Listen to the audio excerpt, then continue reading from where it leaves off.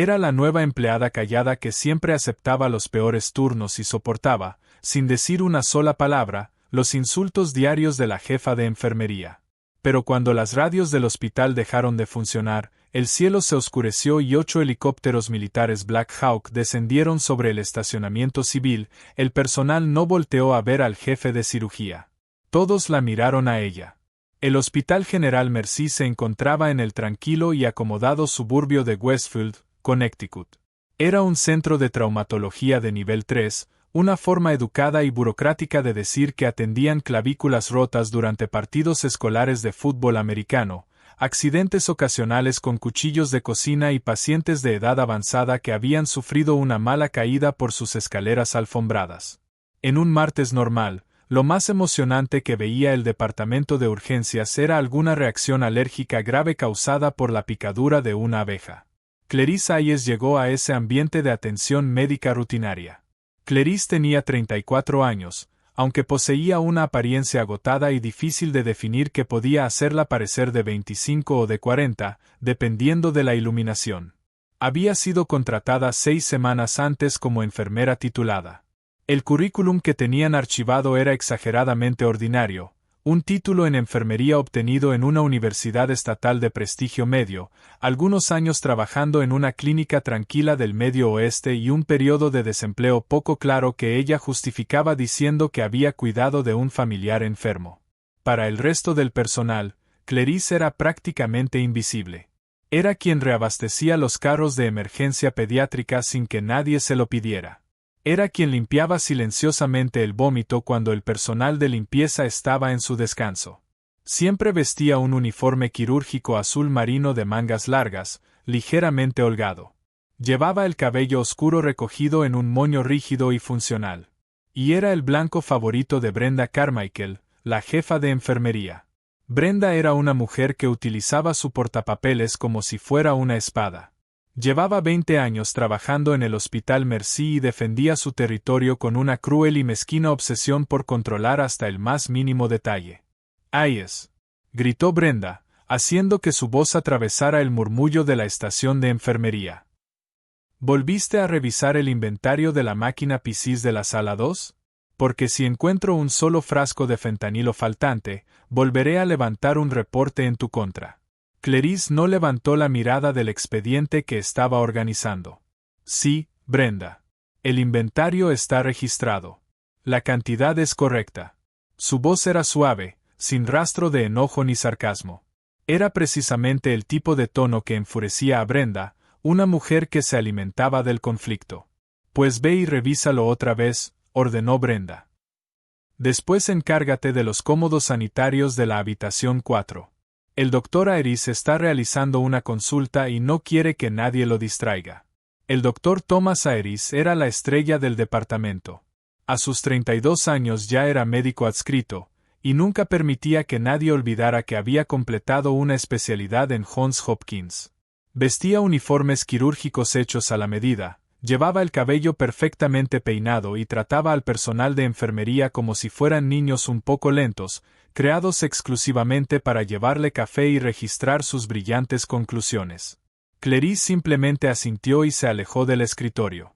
Se movía con una gracia extraña y fluida. Un observador atento quizá habría notado que sus pasos no producían ningún sonido sobre el piso de linóleo, o que sus ojos revisaban constantemente las salidas, los puntos ciegos y las manos de todas las personas con las que se cruzaba. Pero en el Hospital General Mercy no había observadores atentos. 10 minutos después, Clarice vaciaba silenciosamente un contenedor de desechos médicos en la sala de traumatología número 1 cuando el Dr. Ayres entró con paso arrogante, seguido por un estudiante de medicina que respiraba agitadamente. Sobre la camilla se encontraba un hombre de 60 años que había sufrido un choque menor. Un simple latigazo cervical. «Denle 800 miligramos de ibuprofeno y denlo de alta. Necesitamos liberar la cama», declaró Ayres frente al estudiante, sin apenas mirar el monitor del paciente.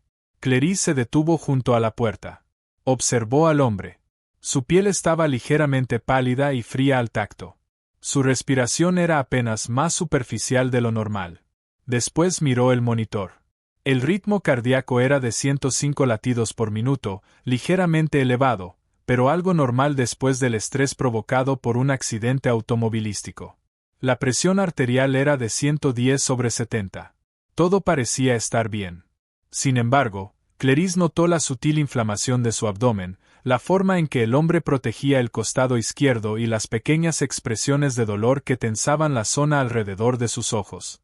«Disculpe, doctora Iris», murmuró Clarice, manteniendo la mirada baja. «¿Quiere que prepare el ultrasonido para realizar un examen FAST?» Iris se detuvo y volteó lentamente hacia ella, como si un mueble acabara de hablar. ¿Un examen FAST por un choque trasero a 8 km/h? Enfermera Hayes, por favor deje los diagnósticos en manos de los médicos. Está desperdiciando recursos. Por supuesto, doctor, respondió Clarice suavemente.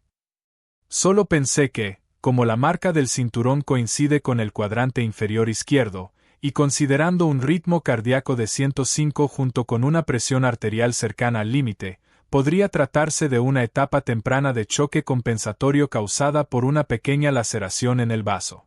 La habitación quedó completamente en silencio. El estudiante de medicina miró fijamente a Clarice. El rostro de Iris adquirió un desagradable tono rojo intenso.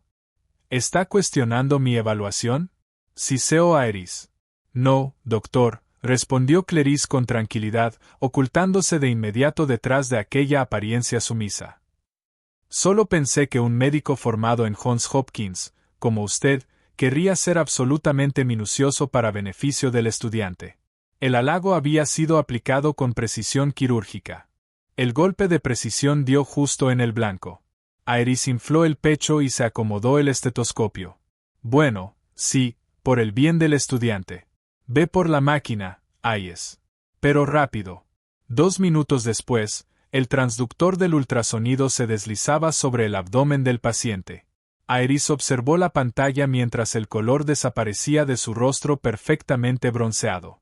Ahí estaba. Una acumulación oscura de líquido libre alrededor del vaso. El hombre estaba sufriendo una hemorragia interna. Si Iris lo hubiera enviado a casa, habría muerto desangrado mientras dormía. Yo lo detecté justo a tiempo, balbuceó Iris frente al estudiante, recuperando rápidamente su arrogancia. Llévenlo a tomografía ahora mismo. Llamen a cirugía general. Qué bueno que decidí revisar una vez más. Clarice ya había salido de la sala y empujaba silenciosamente su carrito de limpieza por el pasillo. No necesitaba el reconocimiento. Solo necesitaba que el hombre sobreviviera. Esa era la regla por la que vivía ahora. Mantenerse callada, salvar a quien pudiera y jamás, bajo ninguna circunstancia, llamar la atención. Pero la vida tranquila de Clarice estaba a punto de quedar completamente destruida. Todo comenzó a las 2:14 de la tarde. La sala de urgencias atravesaba la calma habitual de media tarde. Brenda compraba cosas por internet desde el escritorio principal. El doctor Iris bebía un café con hielo mientras se quejaba con un residente sobre su golpe de golf. Clarice revisaba metódicamente las fechas de caducidad de las tijeras de trauma dentro del almacén de suministros. Entonces, una vibración grave y subsónica hizo temblar las puertas de cristal de la entrada de ambulancias. No era exactamente un sonido. Era una onda de presión que golpeaba los tímpanos y hacía vibrar los pesados estantes metálicos dentro del almacén. Clarice se quedó inmóvil. Sus manos se detuvieron a medio camino de una caja de vendajes. Su postura cambió al instante. La ligera inclinación de sus hombros desapareció y su espalda se enderezó con una rigidez perfecta. Sus ojos se abrieron mientras analizaba la frecuencia específica de aquella vibración. Explosivos de alto poder, detonados a gran profundidad bajo tierra, aproximadamente a 16 kilómetros de distancia. Segundos después, la consola principal de radio del hospital, conectada al sistema de emergencias del condado, emitió un chillido agudo y continuo. Después, solo quedó silencio. El escáner de la policía local, que normalmente transmitía reportes de tránsito y disputas domésticas, quedó completamente mudo. ¿Qué demonios fue eso?, murmuró Brenda, quitándose los lentes de lectura. Seguramente son las obras de construcción en la autopista. Eso no fue una construcción, dijo Clarice. Antes de que Brenda pudiera reprenderla por hablar sin permiso, el teléfono rojo de emergencias colocado en la pared comenzó a sonar. Era un timbre mecánico, fuerte y desagradable, diseñado para escucharse por encima del ruido de una sala de urgencias llena. Pero en ese momento, la sala estaba completamente en silencio. David, el enfermero encargado del turno, levantó el auricular. Urgencias del Hospital Mercy. Habla el encargado del turno. Escuchó durante 3 segundos. Toda la sangre abandonó su rostro, dejándolo con la apariencia de un cadáver. Su mano comenzó a temblar con tanta violencia que el pesado auricular de plástico golpeó contra su oído. Diga, repita eso otra vez. Hizo una pausa. ¿Cuántos? David colgó lentamente el teléfono. Después se volvió hacia todos los presentes. Era la central de emergencias del condado. Ocurrió un incidente en las instalaciones Blue Ridge. Aeris soltó una risa burlona. ¿Blue Ridge? ¿Ese viejo parque industrial cerca de la montaña? ¿Qué pasó? ¿Explotó un montacargas? Blue Ridge no es un parque industrial civil, doctor, dijo Clarice. Su voz era completamente diferente. El susurro suave y sumiso había desaparecido. Ahora hablaba con una voz firme, fría y autoritaria. Es una instalación rentada por la División de Proyectos Avanzados de Lockheed Martin y también funciona como campo de pruebas para DARPA. Todos se detuvieron y voltearon a mirar a la tímida enfermera nueva. Brenda frunció el ceño. ¿Cómo demonios sabes eso, Hayes? David no le dio oportunidad de responder. Escúchenme. El puente de la Ruta 9 colapsó. El centro de traumatología de nivel 1 de la ciudad quedó completamente aislado de la zona de la explosión. Nosotros somos el hospital más cercano. Está bien, dijo Aeris, frotándose las manos e intentando parecer seguro. Recibiremos algunas quemaduras y casos de inhalación de humo. Tenemos 3 salas de trauma. Podemos manejarlo. No entiendes, respondió David, con la voz quebrada. La central dijo que hubo una falla estructural catastrófica a gran profundidad durante una prueba clasificada. Tragó saliva. Después ocurrió un segundo derrumbe que dejó atrapados a los equipos de respuesta. Las unidades de emergencia del condado fueron destruidas. El ejército tomó el control de la jurisdicción. Volvió a tragar saliva. Dijeron que nos preparemos para recibir a más de 60 pacientes en estado crítico. Llegarán en cualquier momento. Brenda soltó una risa corta e histérica. ¿60 pacientes críticos? Solo tenemos 3 ventiladores. Tenemos únicamente 2 cirujanos de guardia. Somos una clínica de nivel 3. El pánico estalló dentro de la sala. Aeris comenzó a caminar rápidamente de un lado a otro, pasándose las manos por el cabello mientras murmuraba sobre responsabilidades legales y posibles demandas.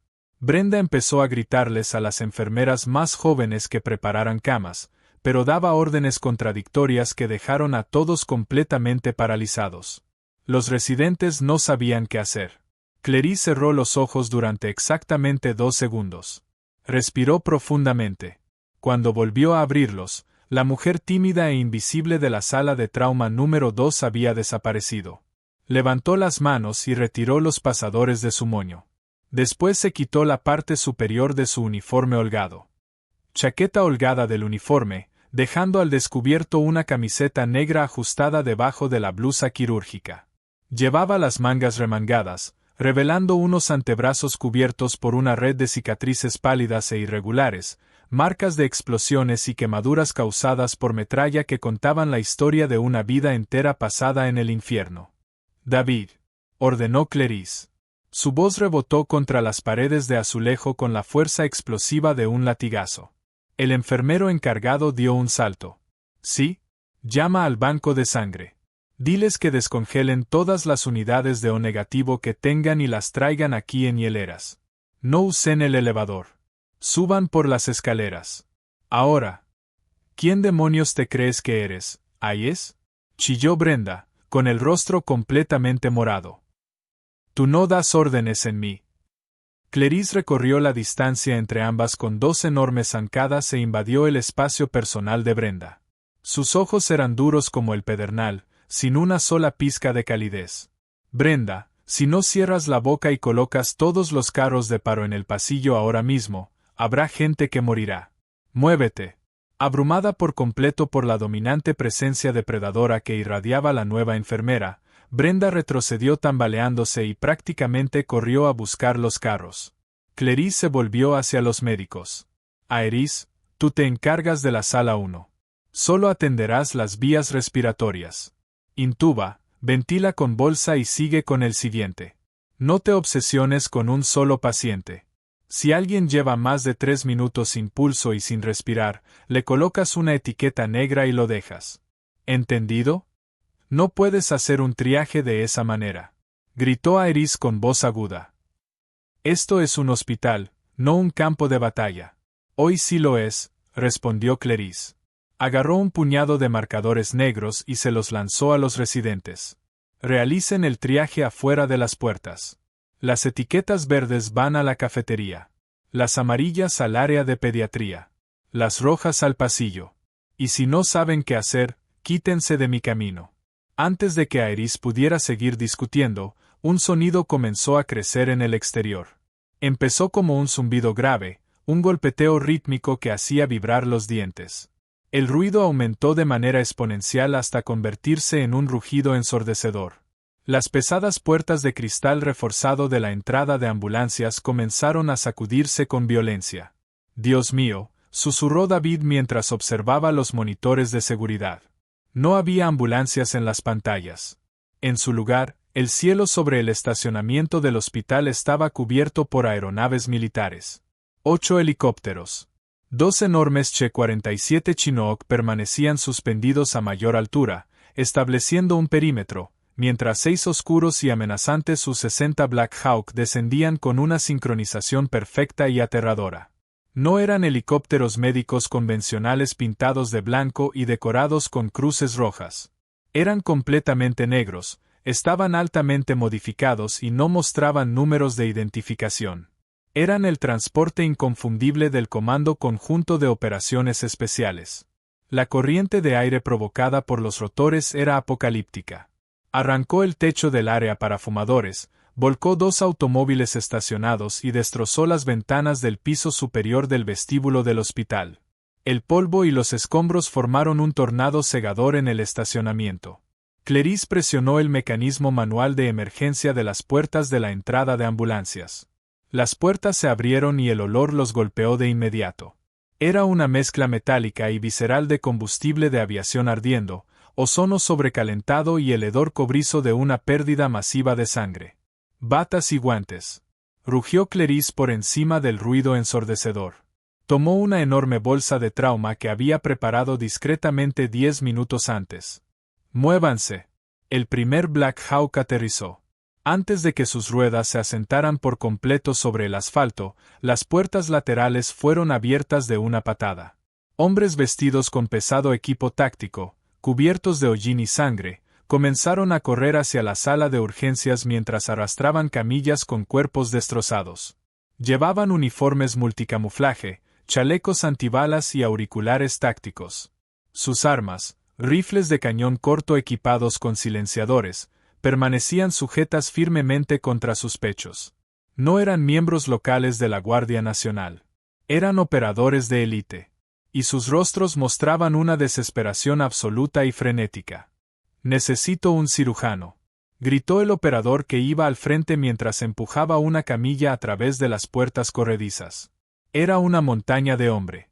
Tenía el rostro cubierto con la sangre de otra persona. Sobre la camilla había un soldado cuya pierna izquierda terminaba en un muñón horriblemente desgarrado debajo de la rodilla. El torniquete improvisado que le habían colocado en el campo estaba fallando. La sangre salía disparada en arcos rítmicos de color rojo brillante y formaba un charco en el suelo en cuestión de segundos. El doctor Iris dio un paso al frente, observó la enorme cantidad de sangre arterial y quedó completamente paralizado. Sus manos cayeron sin fuerza a los costados. Su costosa formación médica no lo había preparado para tratar heridas de combate. «Doctor», rugió el operador mientras empujaba a Iris. «Se está desangrando. Sálvelo». Iris abrió la boca, pero no salió ningún sonido. Retrocedió temblando. Hazte a un lado, Aerys. La voz de Clerys atravesó el caos como un bisturí. Se deslizó por el suelo cubierto de sangre y cayó de rodillas junto a la camilla. Ella no se estremeció ante aquella carnicería. Sus manos se movieron con una velocidad mecánica y aterradora. Mantenga presión aquí, ordenó Clerys al operador mientras guiaba físicamente sus enormes manos enguantadas hasta la arteria femoral del paciente. Rompió un paquete estéril y sacó una pinza hemostática. La arteria femoral se retrajo por completo. El torniquete de campo está resbalando por el lodo y la sangre.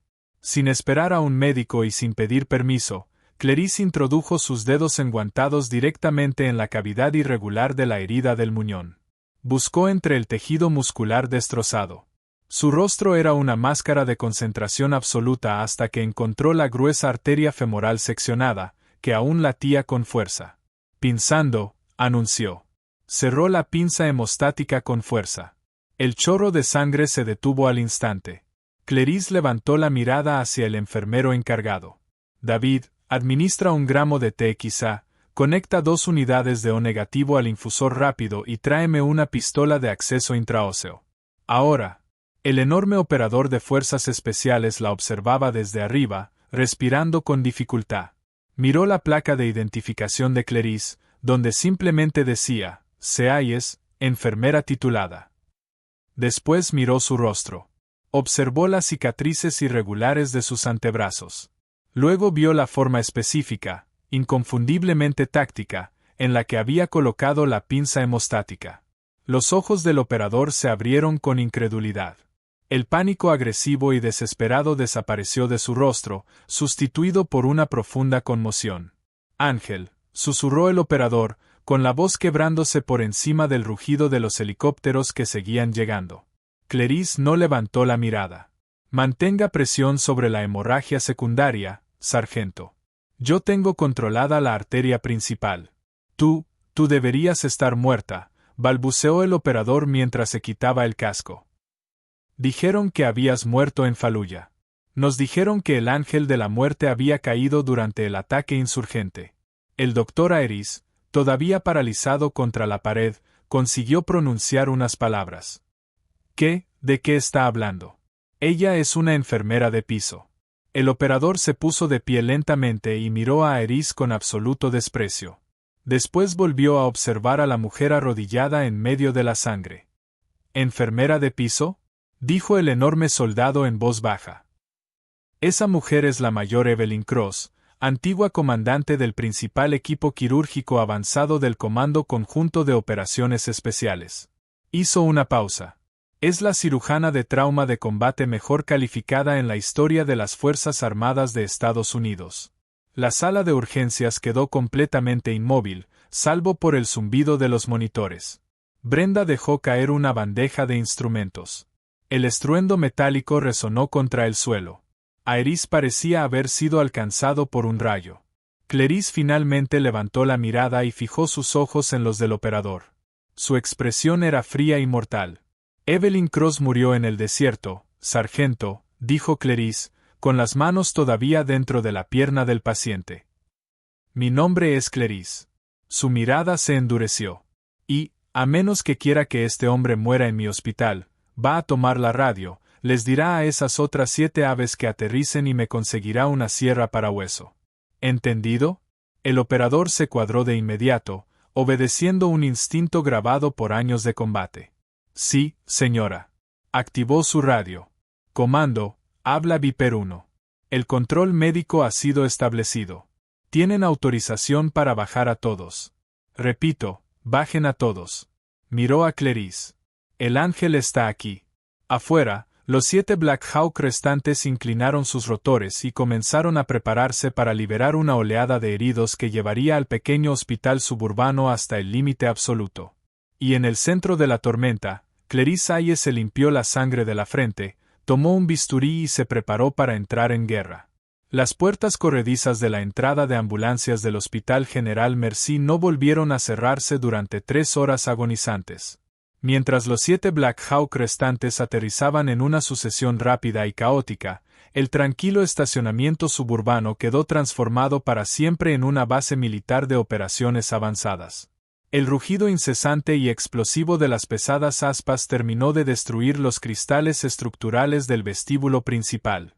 Una cegadora tormenta de polvo pulverizado y escombros atravesó los impecables pasillos desinfectados del hospital. En medio de aquella tormenta de caos, los heridos entraron sin descanso. Llegaban sujetos a camillas plegables de lona, cargadas por operadores del GSOC cuyos rostros parecían máscaras duras y sombrías, cubiertas de cansancio y hollín.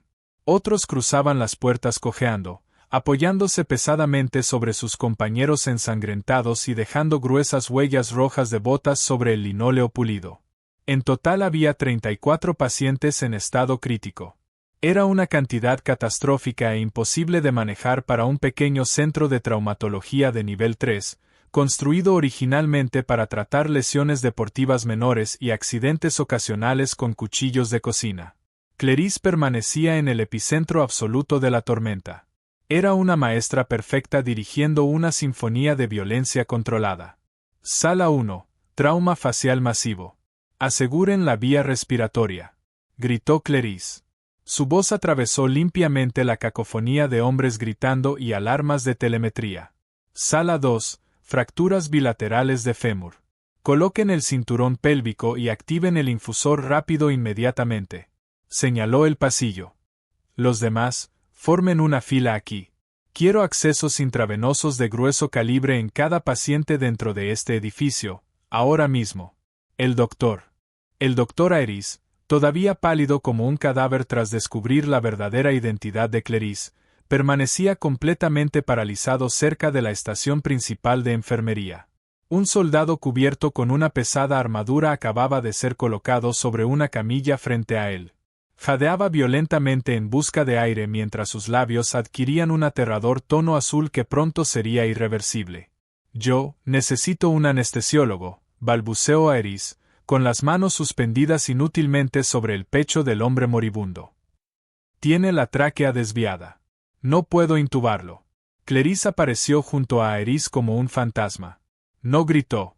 Su voz transmitía la autoridad absoluta e inquebrantable de una mujer que había rescatado a cientos de personas del borde más oscuro del abismo. Aeris, mírame.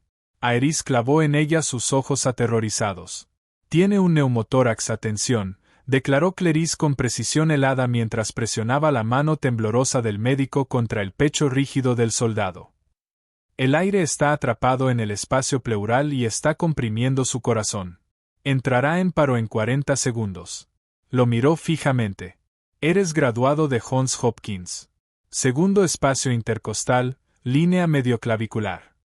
¿Perforarlo con qué?, preguntó Aeris, presa del pánico mientras miraba desesperadamente a su alrededor. No tenemos preparado un equipo para colocar un tubo torácico. Clarice se inclinó, tomó una enorme aguja intravenosa calibre 14 del carrito de suministros más cercano y la golpeó con fuerza contra la palma de Aeris. No necesitas un tubo. Necesitas un agujero. Hazlo ahora. Aeris tragó saliva. Localizó la clavícula, contó 2 espacios entre las costillas y hundió la gruesa aguja profundamente en la cavidad torácica. Un silbido fuerte e inconfundible resonó entre ellos cuando el aire atrapado comenzó a escapar. Al instante, el soldado inhaló una enorme y dolorosa bocanada de oxígeno. El tono azul desapareció de sus labios. Aeris retrocedió tambaleándose y observó sus manos cubiertas de sangre. Acababa de salvar una vida utilizando medicina de combate cruda, brutal e improvisada. Bien, dijo Clarice, mientras ya se alejaba. Ahora ve con el hombre que tiene metralla en el hombro. Muévete. Más adelante, en el pasillo, la jefa de enfermería Brenda Carmichael se encontraba acorralada, hiperventilando mientras soldados ensangrentados y fuertemente armados llenaban su impecable corredor. Clarice se acercó, sujetó firmemente a Brenda por los hombros y prácticamente la levantó del suelo. No puedo, sollozó Brenda. Hay demasiada sangre. No tenemos autorización. El papeleo está muerto, la interrumpió Clarice. Apretó su agarre hasta que Brenda dejó escapar un gemido. Estos hombres recibieron el impacto de una explosión para proteger los secretos clasificados que están enterrados bajo esa montaña. Ve a las hieleras del banco de sangre y registra cada unidad de O negativo que se conecte a una vía intravenosa. Sus ojos se endurecieron. Y si dejas caer una sola bolsa, acabaré contigo. ¿Entendido? Brenda miró los ojos de Clarice y vio al ángel de la muerte. Asintió aterrorizada y corrió hacia las escaleras. Durante las siguientes 2 horas, el Hospital General Mercy funcionó como un matadero en tiempos de guerra. Clarice se movía con una velocidad imposible y calculada, rellenando heridas con gasas hemostáticas y dirigiendo a los residentes completamente abrumados. Los letales operadores del XOC obedecían sus órdenes sin cuestionarla. Ellos recordaban la leyenda. Pero justo cuando la primera oleada de heridos comenzaba a estabilizarse, las puertas de la entrada de ambulancias fueron abiertas por la fuerza una última vez. Un grupo compacto de 6 hombres con chaquetas tácticas negras entró marchando a la sala de urgencias. En el centro caminaba un hombre alto de cabello plateado, vestido con un traje gris carbón hecho a la medida, que mostraba agresivamente una credencial con un sello dorado y un código de barras. «Soy el director Sullivan, de Proyectos Especiales de DARPA», anunció en voz alta. «Este hospital queda bajo cuarentena federal a partir de este momento. Nadie entra, nadie sale y todas las comunicaciones quedan completamente suspendidas». Recorrió la sala con la mirada. El incidente de Blue Ridge involucró materiales altamente clasificados. Un equipo quirúrgico militar especializado de Walter Reed llegará en 20 minutos. Mantengan sus posiciones. ¿20 minutos? Intervino Iris, cuya recién adquirida confianza médica surgió de repente. La mitad de estos hombres se desangrará antes de que lleguen. Los hombres de Sullivan comenzaron a sacar lentamente sus armas de las fundas. Doctor, se retirará de inmediato. Es una orden directa. Antes de que Iris pudiera responder, un grito desesperado llegó desde el exterior. Abran paso. Necesitamos un médico aquí ahora mismo. Maldita sea. 2 enormes operadores irrumpieron en la sala arrastrando una camilla militar reforzada. Sobre ella yacía un hombre vestido con los restos destrozados del uniforme de un general de 4 estrellas. Era el general Thomas Hackett, subcomandante del Comando de Operaciones Especiales de Estados Unidos. Recibió metralla secundaria de la carcasa del dispositivo. Gritó un operador con la voz quebrada. Llevaron violentamente a Hackett hasta la sala de trauma número 3. Clarice ya estaba allí, colocándose unos guantes nuevos. Hackett estaba pálido y respiraba de manera peligrosamente superficial. En el centro de su pecho, ligeramente a la izquierda del esternón, había un agujero irregular y ennegrecido. Clarice colocó de inmediato el transductor del ultrasonido sobre su pecho. «Taponamiento pericárdico», dijo con gravedad. La metralla perforó el saco que rodea su corazón. «Se está llenando de sangre», observó el monitor. «Está entrando en choque obstructivo. Está entrando en choque obstructivo». Sullivan se abrió paso a empujones hasta la sala. «Estabilícelo. No lo abra. Esa metralla es munición cinética altamente clasificada». Clarice miró el monitor. La presión arterial de Hackett se desplomaba de manera alarmante, 50/30. «No tiene 20 minutos», dijo Clarice. «Su corazón está a punto de detenerse. Manténgalo con vida, enfermera», ordenó Sullivan. «Pero no toque la munición». Clarice se quitó los guantes ensangrentados, sacó un par nuevo y los ajustó con un fuerte chasquido sobre sus muñecas. No apartó la mirada de Sullivan. «Iris», ordenó, «tráeme un bisturí número 10, un separador de costillas y tijeras de trauma reforzadas». El rostro de Sullivan se deformó de furia. «Aléjese del general, enfermera. Es una orden».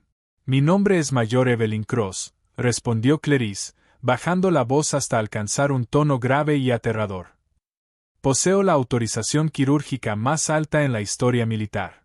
Si no saca a sus agentes con el dedo fácil del gatillo de mi quirófano, este general morirá y su nombre aparecerá en el informe de la autopsia». Sullivan abrió la boca para responder, pero el inconfundible chasquido metálico de un rifle cargando una bala en la recámara lo interrumpió. En la puerta había 4 operadores del GSOC cubiertos de sangre, con los rifles silenciados levantados y apuntando directamente a los agentes federales de Sullivan. Ya escuchó a la mayor, trajeado, gruñó el sargento Miller, sin la menor duda en los ojos. Quítese de su maldito camino. Durante 3 segundos agonizantes, nadie dentro de la sala de trauma número 3 respiró. Las luces fluorescentes zumbaban con fuerza sobre sus cabezas. El monitor conectado al general Hackett emitió una alarma aguda y frenética. Su frecuencia cardíaca se elevaba hasta los 160 latidos por minuto mientras el corazón luchaba por bombear contra la presión aplastante de la sangre acumulada dentro de su pecho. El director Sullivan observó a los 4 operadores de élite. Sus armas permanecían completamente firmes y sus ojos estaban clavados en los agentes. Sullivan conocía al GSOC. Sabía que aquellos hombres pertenecían a un nivel de las Fuerzas Armadas que no participaba en juegos políticos. Solo reconocían 2 cosas, la misión y las personas que los mantenían con vida. Para ellos, Evelyn Cross no era solamente una cirujana. Era una deidad. Sullivan levantó lentamente las manos, mostrando las palmas.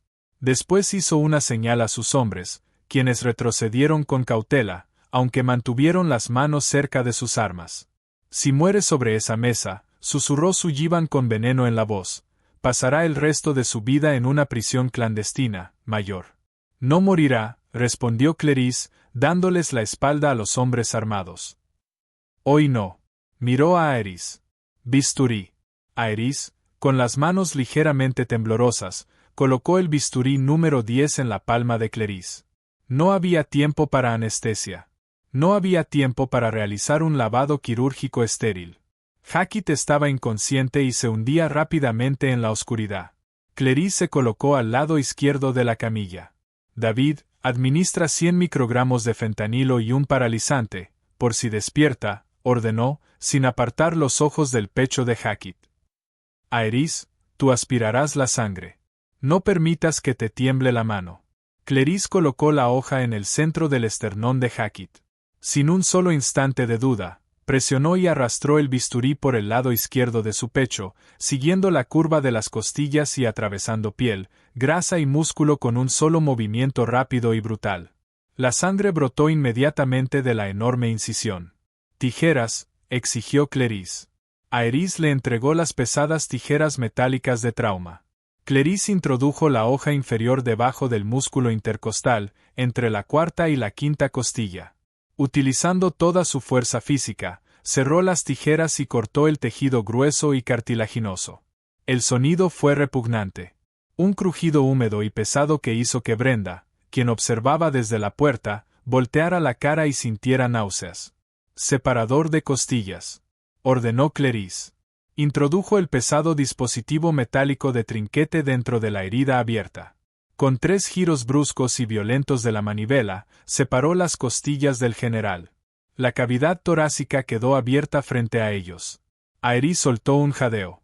El saco pericárdico, la resistente membrana que rodeaba el corazón, estaba inflamado hasta alcanzar el tamaño de una toronja. Tenía un tono morado oscuro y apenas latía. La metralla, un fragmento irregular y humeante de metal negro del tamaño de una pelota de golf, estaba incrustada directamente en el saco y bloqueaba su propio orificio. El metal está sobrecalentado, observó Clarice, con el rostro a pocos centímetros del pecho abierto. Cauterizó el punto de entrada, pero el impacto contundente rompió internamente la pared cardíaca. El saco está lleno de sangre. No puedes sacarlo, dijo Aerys, presa del pánico mientras observaba el extraño fragmento de metralla. En cuanto retires ese tapón, la sangre inundará la cavidad torácica y se desangrará en segundos. Lo sé, respondió Clarice suavemente. Miró alrededor de la sala. Un centro de trauma de nivel 3 no contaba con una máquina de circulación extracorpórea. No tenían parches cardíacos sintéticos. No tenían nada. Aerys, dijo Clarice, con una calma aterradora, cuando saque esta metralla, cortaré el saco pericárdico para liberar la presión. Cuando lo haga, la sangre saldrá disparada. Tú vas a... Tendrás exactamente 2 segundos para aspirar el campo y permitirme ver la ruptura en el músculo cardíaco. ¿Y después qué? Exclamó Aerys. No tenemos un parche. No podemos suturar un corazón mientras está latiendo. Clerís levantó la mano izquierda. Voy a tapar el agujero con mi dedo. El silencio descendió sobre la sala, interrumpido únicamente por los pitidos débiles e irregulares del monitor cardíaco. Está loca, murmuró Sullivan desde una esquina. Bisturí, exigió Clerís. Respiró profundamente. El mundo a su alrededor desapareció. Los hombres armados, los médicos aterrorizados y las sirenas que sonaban en el exterior se desvanecieron hasta convertirse en un único túnel de concentración. Ahí era donde ella vivía. En el filo de la navaja que separaba la vida de la muerte. Con la mano derecha sujetó el borde irregular de la metralla negra. Con la izquierda mantuvo el bisturí sobre el saco pericárdico inflamado y morado. 3, contó Clerís. Aerys agarró el tubo de succión con tanta fuerza que sus nudillos quedaron blancos. 2. Clerís apoyó firmemente los pies sobre el piso cubierto de sangre. 1. Arrancó violentamente la metralla del pecho. Al instante, deslizó el bisturí sobre el saco pericárdico. Fue como si una presa hubiera explotado. Un enorme torrente de sangre oscura y desoxigenada salió disparado del saco, cubriendo el rostro y el pecho de Clerís. Succión. Rugió. Aerys introdujo el tubo en la sangre acumulada. Durante una fracción de segundo, aquel mar rojo se abrió y dejó al descubierto el músculo dañado del corazón del general, que latía de manera violenta y descontrolada. Había una ruptura irregular de casi 3 centímetros en el ventrículo izquierdo. Con cada latido, expulsaba sangre arterial de color rojo brillante. Clerís soltó el bisturí. Introdujo la mano izquierda directamente en la cavidad torácica. Rodeó con los dedos el resbaladizo corazón palpitante del general de 4 estrellas y sintió contra la palma el aterrador y violento ritmo de la vida humana. Encontró el agujero. Hundió el dedo índice izquierdo directamente en la ruptura del ventrículo. El chorro de sangre se detuvo al instante. El monitor, que había mostrado una línea plana durante 3 segundos aterradores, registró de repente un pico y luego se estabilizó en un ritmo rápido, pero constante. Bip, bip, bip. Clerís permaneció allí, con el brazo enterrado hasta la muñeca dentro del pecho del general y el dedo funcionando como un tapón viviente para su corazón roto. Estaba cubierta de sangre de pies a cabeza. Sus ojos ardían con una intensidad feroz. Levantó la mirada hacia Aerys, quien la observaba como si fuera una diosa que acababa de descender de los cielos. Ahora, susurró Clerís, respirando con dificultad, consigue una aguja y sutura de seda gruesa. Vas a hacer una sutura en bolsa de tabaco alrededor de mi dedo.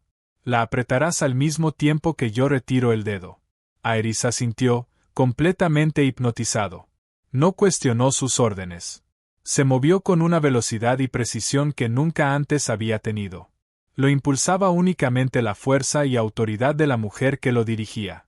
Durante los siguientes 20 minutos, el tiempo pareció detenerse. Aerys trabajó bajo las instrucciones impecables de Clerís. Colocó las suturas y realizó los nudos con manos temblorosas, pero precisas. Milímetro a milímetro, Clerís retiró cuidadosamente el dedo, permitiendo que las suturas apretadas cerraran la abertura detrás de él. Cuando Aerys terminó el último nudo, Clerís sacó la mano. El corazón latía con fuerza dentro del pecho abierto. No había ninguna fuga. Saco cerrado, anunció Clerís mientras dejaba escapar una respiración larga y temblorosa. Drenaje torácico colocado. Cerremos el pecho. Mientras terminaba de cerrar el esternón con alambre quirúrgico, las pesadas puertas de la entrada de ambulancias se abrieron violentamente una última vez. Un equipo de cirujanos militares de Walter Reed entró corriendo a la sala de urgencias. Llevaban uniformes quirúrgicos impecables y cargaban equipo médico de última generación.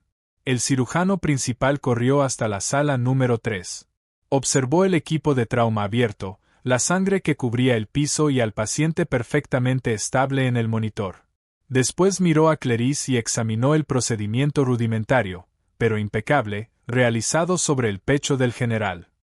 ¿Quién hizo esto?, preguntó, atónito. Esta es una toracotomía tipo clamsel de campo de batalla. ¿Quién realizó este procedimiento?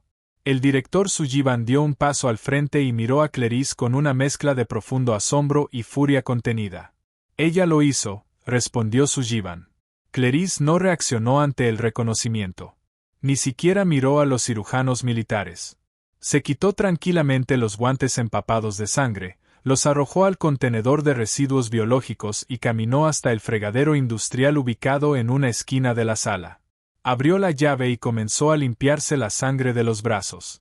El agua se volvió de un color carmesí intenso mientras giraba y desaparecía por el desagüe. Sullivan se acercó a ella y bajó la voz. El Pentágono pasó 3 años buscándola, mayor. Creían que había muerto quemada en aquel convoy en las afueras de Ramadi. Evelyn Cross murió quemada en ese convoy, respondió Clarice con una voz inexpresiva y carente de emoción. No lo miró. Continuó lavándose los brazos.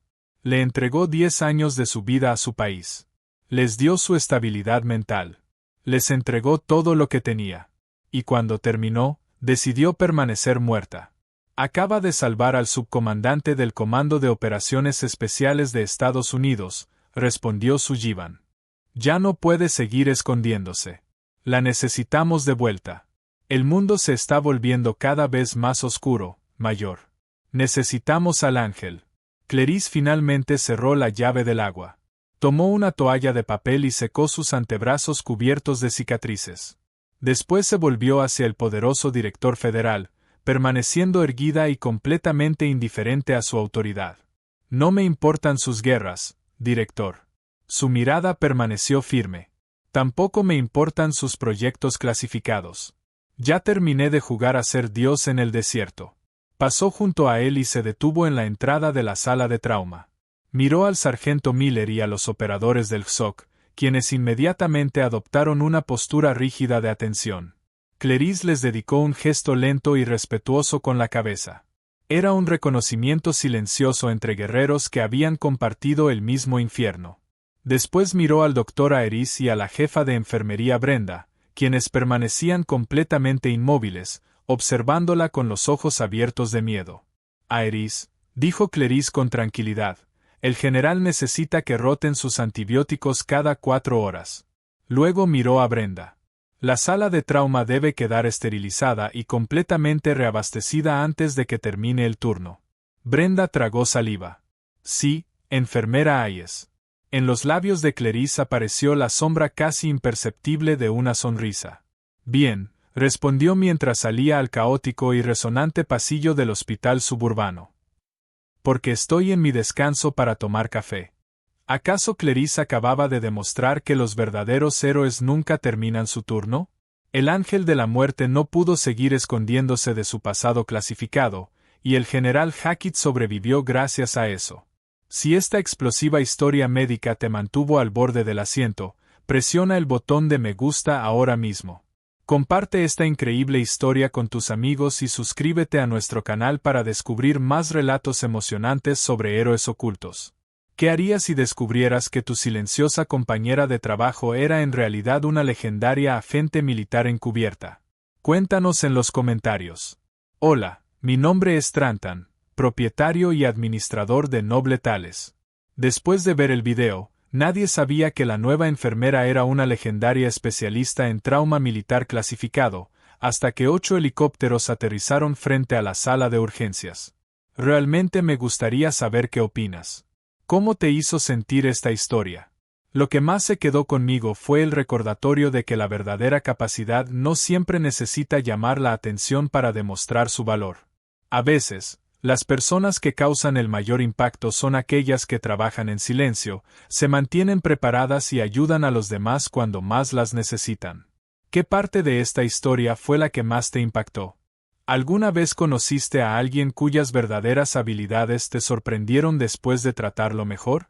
Me encantaría leer tu opinión en los comentarios. Y si esta historia significó algo para ti, puedes darle me gusta al video y suscribirte para disfrutar más relatos que inspiran conversaciones profundas.